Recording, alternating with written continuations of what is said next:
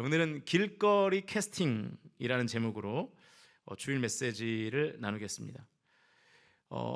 여러분, 세상에서 제일 안타까운 사람은 어떤 사람이라고 생각하십니까? 이 세상에서 제일 안타까운 사람, 여러 부류가 있겠습니다만 저는 이런 사람인 것 같아요. 아무도 불러주는 사람이 없는 사람, 아무도 그 사람을 찾지 않는 거예요.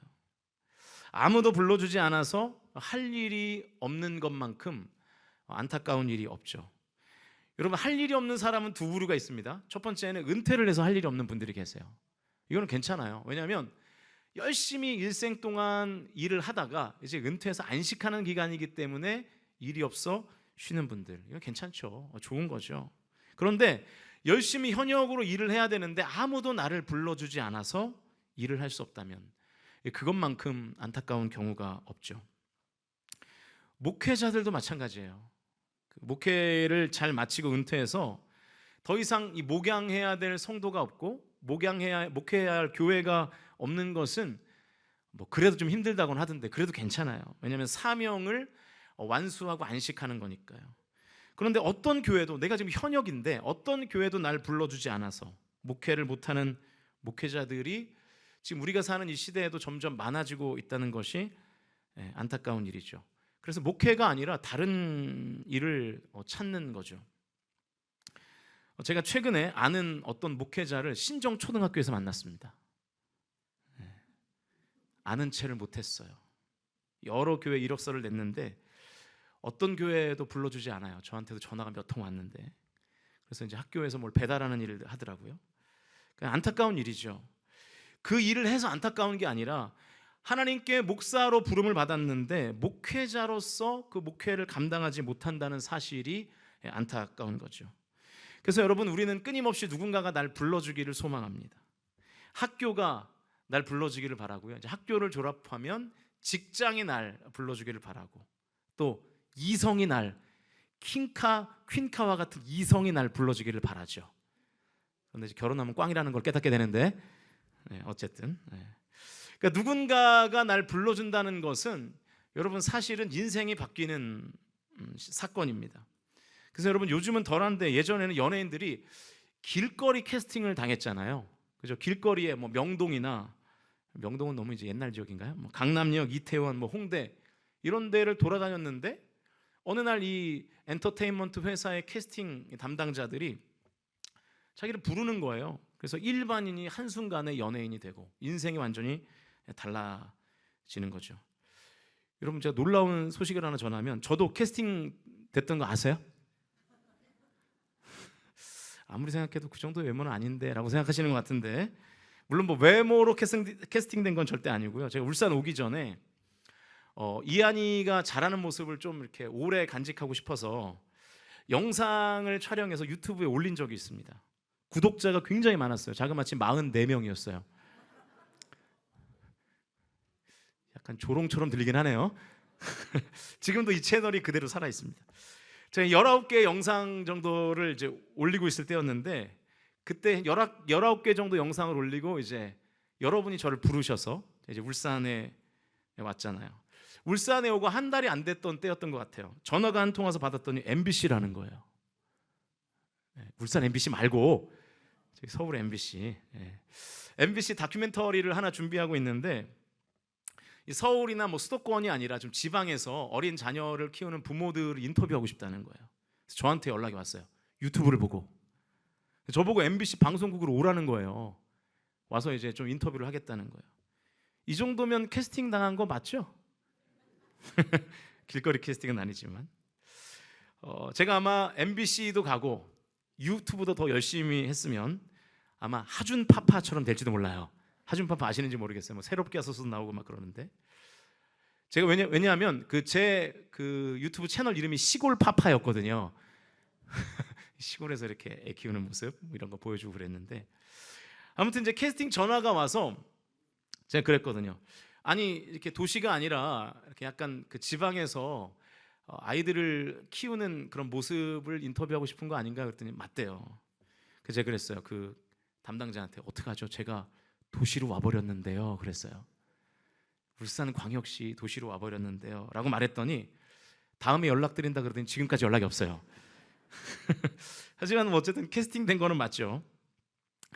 오늘 본문에도 길거리 캐스팅당한 한 사람이 나옵니다. 더 정확하게 말하면 길거리 캐스팅은 아니고 산의 거리, 산거리 캐스팅인데 이 사람은 산을 길처럼 다녔으니까요. 어쨌든 이 길거리 캐스팅이라고 봐도 무방할 것 같아요. 제가 조금 전에 이 가장 안타까운 사람이 아무도 불러주지 않는 사람이라고 말씀드렸는데, 반대로 말하면 누군가로부터 부름을 받는 것, 누군가가 나를 불러주는 것, 누군가가 나를 캐스팅해 주는 것은 굉장히 복된 일입니다. 혹시 오늘 이 자리에 아무도 날 부르지 않고 아무도 날 찾지 않아서 의기소침하고 낙심해 있는 성도들이 계시다면 지금부터 읽게 될 이 말씀의 위로를 받으시기 바랍니다. 이사야 43장 1절 말씀 같이 읽겠습니다. 시작. 야곱아, 너를 창조하신 여호와께서 지금 말씀하시느니라. 이스라엘아, 너를 지으신 이가 말씀하시느니라. 너는 두려워하지 말라. 내가 너를 구속하였고 내가 너를 지명하여 불렀나니 너는 내 것이라. 할렐루야. 하나님이 저와 여러분을 부르신 줄로 믿습니다. 하나님께서 나를 부르셨어요. 이 세상은 아무도 나를 불러주지 않아도 하나님은 나를 찾아오셨고 나를 불러주셨습니다. 그래서 내가 하나님의 자녀가 되었고 구원받은 백성으로서 영생을 얻게 된 것이죠. 사랑하는 성도 여러분, 하나님께서 나를 부르셨다는 것을 온전히 믿으실 수 있기를 주님의 이름으로 간절히 축원드립니다. 우리 앞뒤 좌우의 성도님들과 다시 한번 진심을 담아서 이렇게 축복합시다. 하나님이 당신을 부르셨습니다. 시작. 하나님이 당신을 부르셨습니다. 오늘 본문은 하나님께서 모세를 시내산에서 부르시는 장면이잖아요. 4절 말씀 같이 읽어보시겠습니다. 4절 시작. 여호와께서 그가 보려고 돌이켜 오는 것을 보신지라. 하나님이 떨기나무 가운데서 그를 불러 이르시되 모세야 모세야 하시매 그가 이르되 내가 여기 있나이다. 하나님께서 지금 모세를 부르셨다는 거예요. 하나님께서 지금 모세를 캐스팅하기 위해서 나서셨다는 거예요. 그래서 여러분, 모세의 인생이 완전히 달라지게 됩니다. 엄청나게 모세의 인생이 많이 변해요. 지금 모세의 신분은요, 도망자였어요. 그 당시에 최강대국이었던 이집트에게 쫓기는 도망자 신세였습니다. 게다가 또 왕따였어요. 이스라엘 백성들도 유대인들도 모세를 막 기피하는 거예요. 동족에게도 미움을 받았어요. 그래서 미디안 광야로 도망치게 된 거죠. 그런 모세를 하나님이 호렙산이 시내산인데요, 이 시내산에서 길거리 캐스팅합니다. 지금 계획하기로는 올 한 11월 중순쯤에 우리 이행수 선교사님 계시는 그 이집트에 이제 미션 트립을 갈 예정인데, 그때 가게 되면 이 시내산을 직접 이제 가게 될 거예요. 이 도망자였고 왕따였던 모세가 하나님께 캐스팅되니까 이 도망다녔던 애굽을 상대로 하는 한 나라의 정상이 된 거예요. 그리고 왕따였던 이스라엘 백성들의 리더가 된 것입니다. 하나님께 길거리 캐스팅 되니까 모세가 반전의 삶을 살게 된 것이죠. 사랑하는 성도 여러분, 오늘 여러분의 가정에도 하나님께 캐스팅되어 반전의 삶이 찾아오는 복을 누리실 수 있기를 주님의 이름으로 간절히 축원드립니다. 특별히 우리 교회에 많은 다음 세대들이 있는데, 청년들이 있는데, 우리 가정에 속한 자녀들이 하나님께 캐스팅되어서 이 땅에서 크게 쓰임받는 주님의 자녀들, 하나님의 다음 세대들이 다 되실 수 있기를 주님의 이름으로 간절히 축복합니다. 자, 그러면 하나님께서도 캐스팅하실 때 기준이 있을까 하는 거죠. 당연히 있겠죠. 여러분, 가수로 캐스팅이 되려면 뭘 잘해야 되죠? 노래를 잘해야 돼요. 요즘 또 노래만 잘하면 안 되고 또 이것도 좀 이제 돼야 되는데, 연기자로 캐스팅을 당하려면 연기는 기본이에요. 연기력은. 그리고 인상적인 또 마스크가 있어야 되고요. 셰프로 캐스팅을 당하려면 요리 실력이 좋아야 되는 거예요. 하나님도 마찬가지예요. 아무나 캐스팅하지 않습니다. 하나님께도 하나님의 캐스팅 기준이 있어요. 오늘 하나님께서 모세를 캐스팅하시는 것을 보면 그 기준이 무엇인지를 명확하게 알 수 있습니다. 그래서 그 기준들을 딱 두 가지만 정리해서 나누겠습니다. 2절 말씀 읽어보죠. 2절 시작. 여호와의 사자가 떨기나무 가운데로부터 나오는 불꽃 안에서 그에게 나타나시니라. 그가 보니 떨기나무에 불이 붙었으나 그 떨기나무가 사라지지 아니하는지라. 자, 하나님께서 시내산에 있는 모세에게 나타나셨는데 떨기나무에 불이 붙은 모습으로 나타나셨다, 그 말입니다. 여러분, 이게 어떤 상황을 상징할까요? 떨기나무가 지금 모세라는 거죠.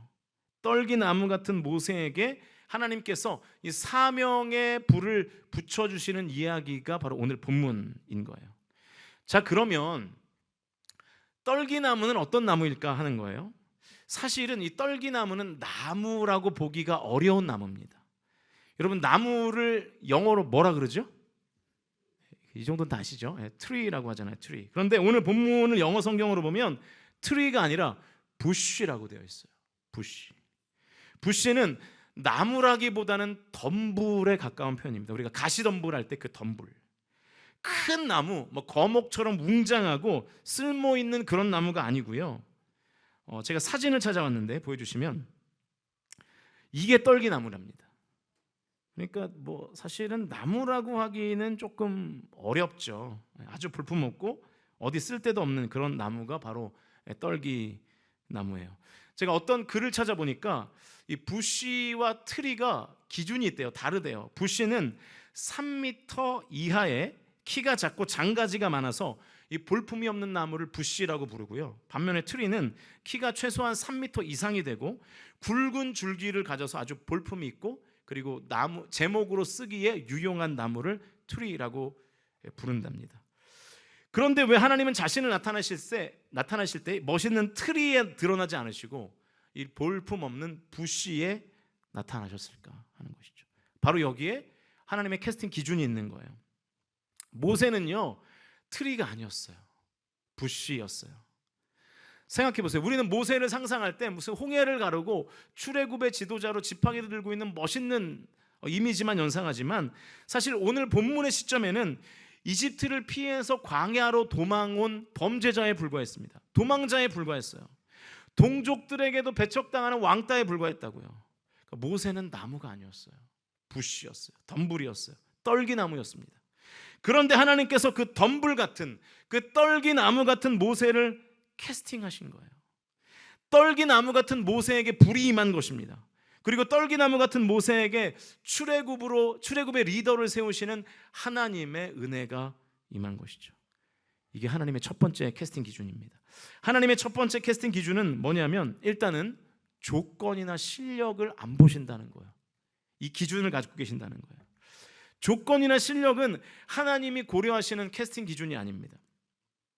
아마도 이 조건이나 실력을 하나님께서 기준 삼으셨다면 차라리 바로 왕을 설득하셨겠죠. 바로 왕이 워낙 믿음이 없어서 도무지 캐스팅할 수 없었다면 최소한 모세의 형 아론에게 나타나셔서 그를 출애굽의 리더로 세우셨을 것입니다. 왜냐하면 아론은 아시는 대로 모세보다 언변이 더 뛰어났거든요. 말을 잘했어요. 이 바로 왕과 말로 대결을 해야 되는데 말 잘하는 사람이 더 유리하지 않겠습니까? 반면에 모세는요, 말을 잘 못했어요. 모세가 자기 스스로를 이렇게 평가하잖아요. 출애굽기 4장 10절 읽어보겠습니다. 시작.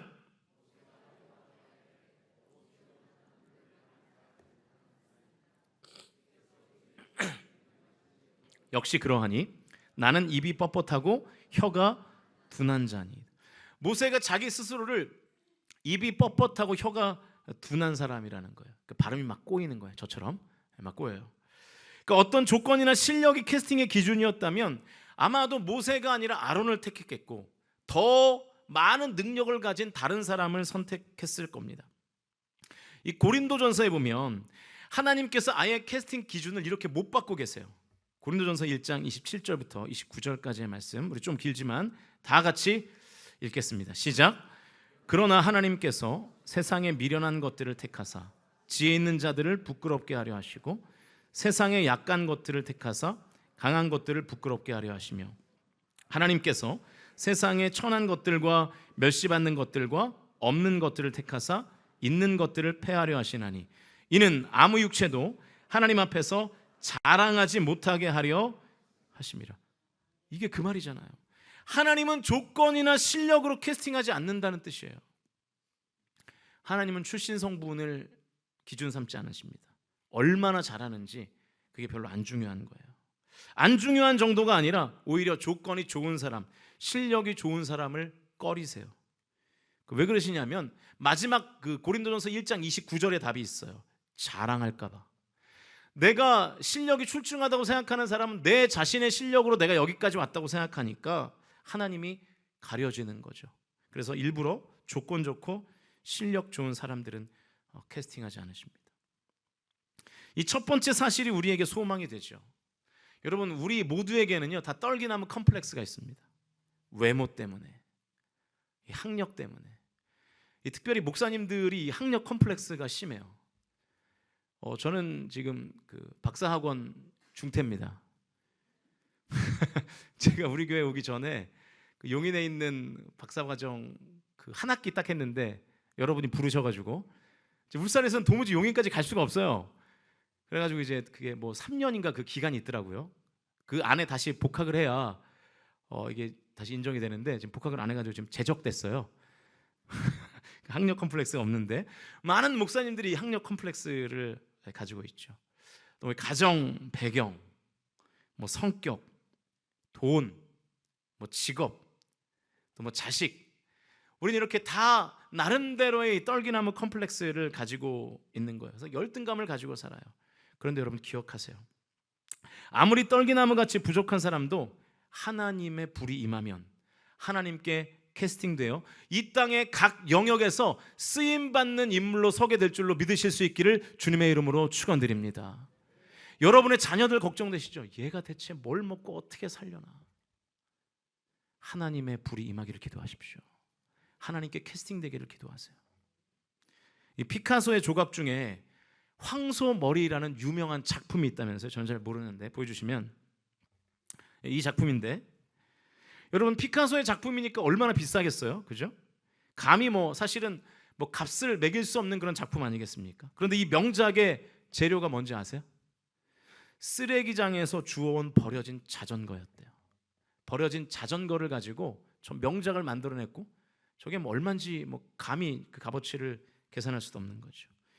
피카소가 이런 말을 했답니다. 쓰레기에는 위대한 가능성이 있다. 다만 거기에 누구의 두뇌와 누구의 손이 닿느냐가 문제다. 여러분, 피카소가 쓰레기를 만지면 거기에서 걸작품이 나오는 거예요. 하물며 하나님께서 우리를 만지실 때 우리가 걸작이 되지 않을 이유가 어디에 있겠습니까? 그러니까 하나님의 지혜와 하나님의 손이 나와 함께 하시면 변화되어 걸작 인생이 된다는 것을 저 여러분이 확실히 믿으실 수 있기를 주님의 이름으로 축복합니다. 여러분, 혹시 나 자신이라든가 나의 배우자라든가 혹은 자녀가 떨기나무같이 부족하다고 생각하는 성도님들이 계실 텐데 낙심하지 마십시오. 하나님은 떨기나무와 같은 우리를 들어서 그분의 영광을 드러내는 인물로 세워주십니다. 낙심 대신 저와 여러분이 해야 될 것은 기도예요. 여러분, 아무리 낙심해봐야 소용이 없어요. 주여, 내가, 내 배우자가, 내 자녀가 이렇게 부족하지만 불과 같은 성령의 임재를 허락하여 주시옵소서. 변화시켜 주시옵소서. 간구하시는 여러분 다 되실 수 있기를 주님의 이름으로 간절히 축원드립니다. 하나님 캐스팅하시는 기준 한 가지만 더 짧게 살펴보고 마치겠습니다. 5절 말씀 읽어보겠습니다. 시작. 하나님이 이르시되 이리로 가까이 오지 말라. 내가 선 곳은 거룩한 땅이니 내 발에서 신을 벗으라. 지금 모세가 서 있는 땅이 거룩한 땅이래요. 그래서 모세가 그 신을 신고 여러 거룩하지 않은 땅을 돌아다녔을 거 아닙니까? 그러니까 거룩한 땅에 왔을 때는 그 신을 벗으라는 거예요. 무슨 얘기냐면 너도 거룩함에 동참하라는 거죠. 하나님이 어떤 성도를 캐스팅하시느냐? 실력이 아니고요, 거룩한 삶을 추구하는 사람과 함께 하시고 그 사람을 기쁨으로 캐스팅하신다는 거예요. 여러분, 우리 교회 안에도 그런 간증이 여러 개 있어요. 거룩하게 사는 청년들, 거룩하게 사는 하나님의 자녀들이 캐스팅되는 거예요. 하나님이 요셉을 이집트의 총리로 캐스팅하신 이유, 비록 노예였지만 요셉은 깨끗했거든요. 하나님 앞에서 어떤 범죄도 안 저지르잖아요. 하나님이 다니엘을 쓰신 이유, 다니엘은 비록 포로였지만 깨끗했어요. 이방신에게 바친 음식으로부터 자기 자신을 거룩하게 구별하잖아요. 하나님께서 그런 사람을 캐스팅하시는 줄로 믿습니다. 디모데후서 2장 20절과 21절 말씀 같이 읽어보겠습니다. 시작. 큰 집에는 금그릇과 은그릇뿐 아니라 나무 그릇과 질그릇도 있어 귀하게 쓰는 것도 있고 천하게 쓰는 것도 있나니 그러므로 누구든지 이런 것에서 자기를 깨끗하게 하면 귀히 쓰는 그릇이 되어 거룩하고 주인의 쓰심에 합당하며 모든 선한 일에 준비함이 되리라. 할렐루야. 이게 하나님 쓰시는 기준입니다. 하나님이 캐스팅하시는 성도는 금그릇, 금수저, 은수저 이거 아니라는 거예요. 깨끗한 그릇, 질그릇이라도. 그러니까 사실은 하나님도 우리의 실력을 보시는데 어떤 실력을 보시느냐? 거룩함을 추구하고 유지하는 영적 실력을 보시는 거예요. 우리는 이 땅에서 사람들에게 캐스팅되기 위해서 때로는 우리의 거룩함을 타협하죠. 물론 신앙을 다 버릴 정도로 타협하진 않지만 적당히 타협하면서 이 땅에서의 성공을 추구하죠. 그렇게 타협하면 이 땅의 기득권들과 손잡고 타협하면 성공할 수 있습니다. 캐스팅 되기도 하는 것이 현실이에요. 그러나 이것은 하나님 보시기에는 영적 실력이 없는 것입니다. 제가 볼 때 이 시대의 성도들이 가장 많이 타협하고 있는 것이 술인 것 같아요. 술. 맞아요? 대답을 안 하시는데 성경에 술 취하지 말라는 말씀만 있고 술 마시지 말라는 말씀은 없잖아. 그러면서 이제 한두 잔씩 골짝골짝 이제 하는 거죠. 이런 그럴듯한 논리를 펴면서 타협하는 거예요. 근데 여러분 이 소주에 이 소주를 많이 파는 전략이 있는 거 아세요? 제 설교를 위해서 좀 찾아봤는데 전략이 뭐냐 하면 소주 한 병이 있잖아요. 다 알면서 모르는 척 하시고 그러지 마세요. 설교 진행해야 되니까. 소주 한 병이 있는데 여러분 소주 한 병을 소주 잔에 나누면 몇 잔이 나오는지 아세요? 어떻게 알아요? 다들 걸쳐 보셨나 본데. 맞아요. 7잔이에요. 저는 어떻게 아느냐? 저는 공부해서 알았어요. 공부해서 알았어요. 여러분 소주 한 병에 7잔이 나오는 거기에는 놀라운 비밀이 있는 거 아십니까? 아주 굉장한 전략이 숨어 있어요. 잘 들어보세요. 두 사람이 마실 때는 한 잔이 모자라요. 그죠? 세 사람이 마실 때는 한 잔이 남아요. 네 사람이 마시면요 한 잔이 모자라요. 세 잔까지밖에 안 돌아가니까. 5사람이 마시면요 2잔이 남아요. 6사람이 마시면요 한 잔이 남아요. 이렇게 양 조절을 해놓으면 아쉬워서 한 병만 못 먹는 거예요. 그래서 또 한 병을 까고. 그래서 7잔을 나오게 한대요. 실제로 이 전략을 써서 소주가 딱 7잔이 되게 만든다는 거예요. 소주 회사에서. 그렇게 먹다 보면 이 나쁜 술은 내가 다 먹어 치워야 되겠다 그러면서 계속 먹는 거죠 이제. 그러니까 여러분 우리가 한 잔, 2잔 타협하면서 결국에는 어디까지 가냐면 1병, 2병, 3병 가는 거예요. 자꾸 저를 보고 웃으시는데 근데 여러분 제가 또 얘기하고 싶은 것은 이거예요. 이 술 때문에 수많은 범죄가 일어나는 거 아세요? 한 조사에 따르면 살인, 성범죄, 강도 심각해지죠. 절도, 폭행 등 강력 범죄의 25% 이상이 음주에서 비롯된 거랍니다. 살인 미수를 포함한 살인 사건 중에 40% 이상이 음주 상태에서 일어나는 거예요. 술 안 마셨으면 40%가 살인하지 않고 살인 미수를 안 하는 건데 술 마셔서 이렇게 된다는 거예요. 성범죄자의 30% 이상이 술을 마신 다음에 범행을 했다는 거예요. 그러니까 여러분 성도가 술을 타협하면 거룩함을 잃어버릴 가능성이 어마어마하게 커지는 것입니다. 타협하면 이렇게 되는 거예요. 제가 오늘 여러분들에게 도전하고 싶은 건 이거예요.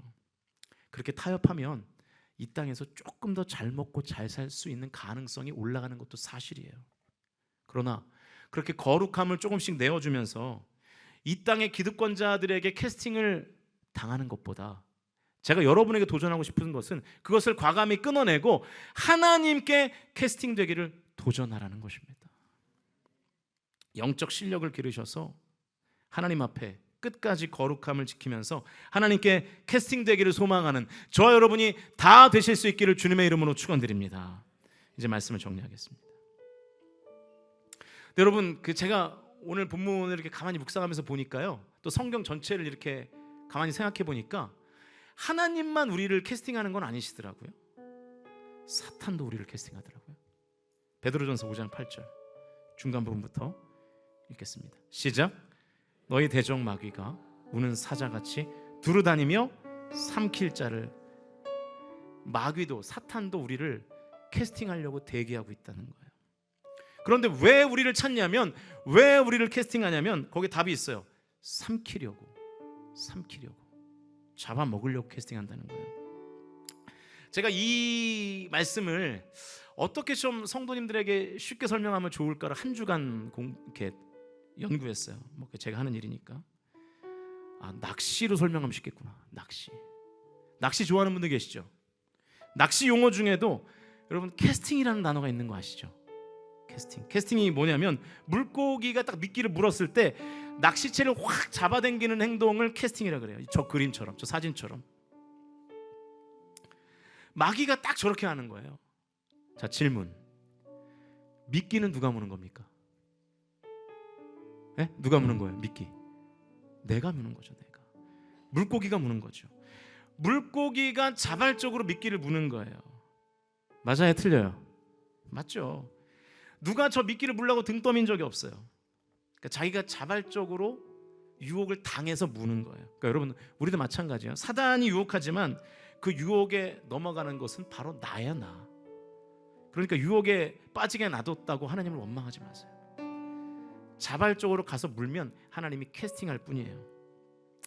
캐스팅이 잘 되면 어떻게 되죠? 낚시꾼들이 또 이제 낚시꾼들은 낚시꾼이라고 부르면 기분이 나빠하시니까 조사님들이 조사라고 하더라고요. 조사님들이 물고기를 딱 캐스팅하면 그다음 뭐 하죠?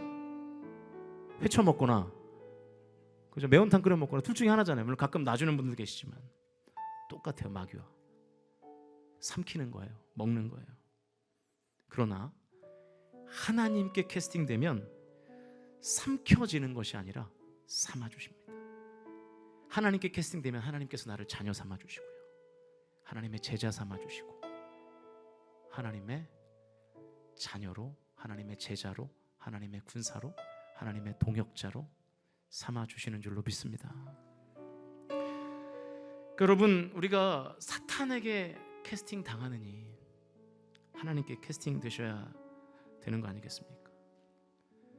여러분, 저와 여러분이 이 땅에서 인생을 살 때 이 세상에 삼켜지는 인생이 아니라 삼아주시는 하나님의 은혜에 붙들리는 인생들 다 되실 수 있기를 주님의 이름으로 간절히 축원드립니다.